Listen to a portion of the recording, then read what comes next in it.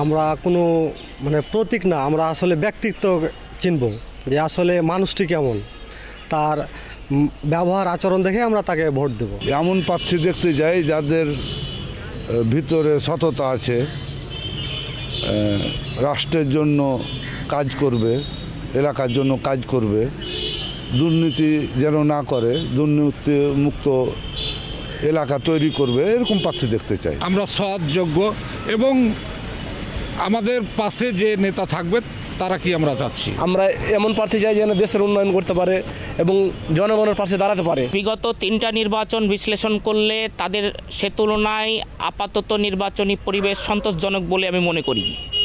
আমি সাধারণ ভোটার হিসাবে মনে করি নির্বাচন অবশ্যই অবাধ, সুষ্ঠু, সকলের কাছে গ্রহণযোগ্য হওয়া দরকার। যারা সৎ এবং নিষ্ঠার সঙ্গে দেশ পরিচালনা করবে, যাদের আসলে অতীতে কোনো খারাপ রেকর্ড নেই, আসলে এরকম ব্যক্তি দেখেই আমরা ভোট দেব। নদী ভাঙ্গন এলাকা, চর এলাকা, নদী ভাঙ্গন কাজের এটা একটা যে হয়তো নিশ্চয়তা দিবে তাকে দেব। রাস্তাঘাট অনেক খারাপ, ভাঙ্গাচোরা রাস্তা, এই রাস্তা ধরুন কি যে করে দেওয়ার যারকে দেখবো যে হয়তো দুর্নীতিমুক্ত থাকবে, টেন্ডারবাজি করবে না, চাঁদাবাজি করবে না, পুরা টাকাটা হয়তো দেখাইছে যে মানুষের টাকা মানুষের কাছে আসবে, সে প্রার্থীকেই দেওয়ার চেষ্টা করব।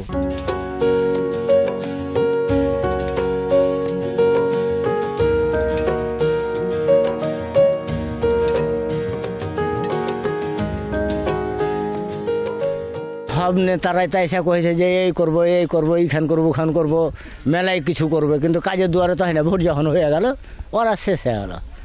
এখন যারা দেশের ভালো মন্দ দেখবে তার কি দেখে বাইছে ভোট দিতে হবে। নিজের ভোট নিজে দেবো, যাকে খুশি তাকে দেবো, কিন্তু আমরা প্রার্থী অবশ্যই চয়েস করব নিজের মন থেকে আর কি। 16-17 বছর ভোটটা দিতে পারেন, আমাদের কেন্দ্র যায়নি, তার আগে বলেছে ভোটটা হয়ে গেছে।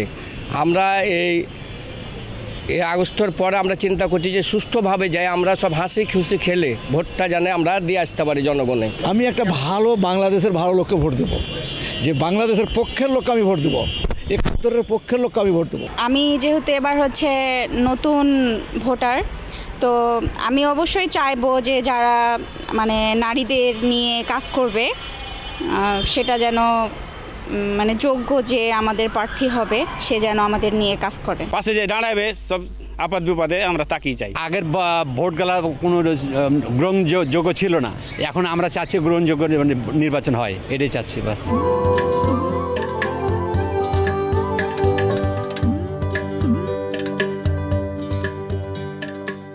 যে বেশ ভালো মনে করেন যে আপনার নাম আছে, সমানাম আছে, চলাফেরা করে, জ্ঞান বুদ্ধি আক্কাল জ্ঞান আছে, ভালো মন্দ 5টা লোকের সাথে চলে, সমাজের মধ্যে চলে, ওই যে লোক যদি হয় তা আমরা এরকম লোক চাবো। আমরা তো মনে করেন যে ওই সমাজের মধ্যে আমরা গম ফেলের লোক চাবো না, চাবো আমরা ভালো লোক। ওই ভালো লোক যদি হয় তারপর আমরা তাকে ভোট দেবো। আশা করছি এবার ভোটটা খুবই সুন্দরভাবে হবে অন্তর্বর্তী সরকারের অধীনে, যেহেতু কোনো দলীয় সরকারের অধীনে হচ্ছে না। আশা করি আমরা আশাবাদী যে ভালো একটা নির্বাচন হবে এবং যোগ্য প্রার্থী যে এবং যোগ্য দল তাকেই ভোট দেবে সবাই। আশা করি উপরওয়ালার সৃষ্টিকর্তার ইচ্ছাই আগামীতে ভালোই থাকবে। আমরা চাই সুষ্ঠু নির্বাচন হোক, জনগণ সুষ্ঠুভাবে ভোট দেয়, কোনো ঝামেলা জীবনের নিরাপত্তা যেন থাকে এই প্রত্যাশাই করব। ব্যক্তি হিসেবে ভোট দেওয়া দরকার মনে করি, যে যোগ্য ব্যক্তি বা ভালো ব্যক্তি। মার্কা দেখে বা প্রতীক দেখে লাভ হয় না বলে মনে করি। একটা ভালো মানুষকেই, ভালো ব্যক্তিকেই ভোটটা দেওয়া উচিত সবার।